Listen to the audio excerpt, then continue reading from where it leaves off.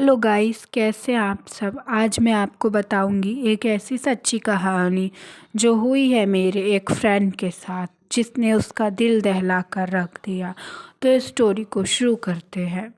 मेरा फ्रेंड अपने घर में सो ही रहा था कि अचानक से उसे किसी के किचन में आवाज़ आई। वो उठा और जब किचन के पास गया तो उसने देखा कि वहाँ पर कोई नहीं था।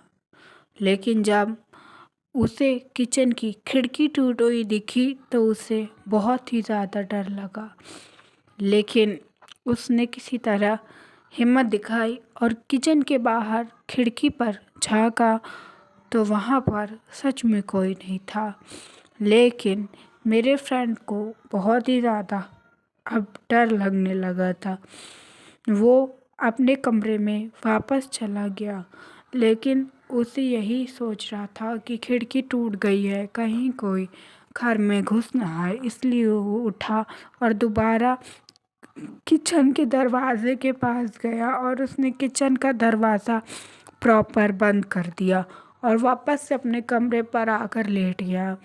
उसकी जैसी ही नींद लगी, अचानक उसे किसी के भट्ट की आवाज़ आई। जब वो उठा और उसने देखा कि कौन है, तो वहाँ पर कोई नहीं था। मेरे फ्रेंड को एहसास हो रहा था कि कोई उस घर में है, लेकिन उसके सामने नहीं आ रहा। इसलिए उसने पूरे घर की लाइट्स चला ली और पूरा घर चेक करने लगा। तभी उसे छत पर एक औरत दिखी। ये देखकर उसकी रूह तो कांप गई, लेकिन उसने हिम्मत दिखाई और उस औरत के पास पहुंचकर पूछा, आप कौन हैं और मेरे घर पर क्या कर रही हैं। उस औरत ने लाल कलर की साड़ी पहनी हुई थी, उसके लंबे बाल थे और उसका चेहरा उसके घूंघट से ढका हुआ था।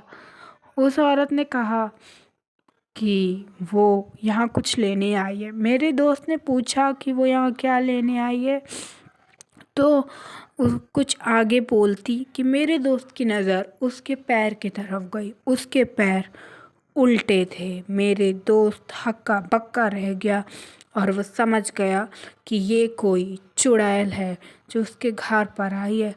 उसने किसी तरह हिम्मत दिखाई और छत के दरवाजे से नीचे की तरफ भागा।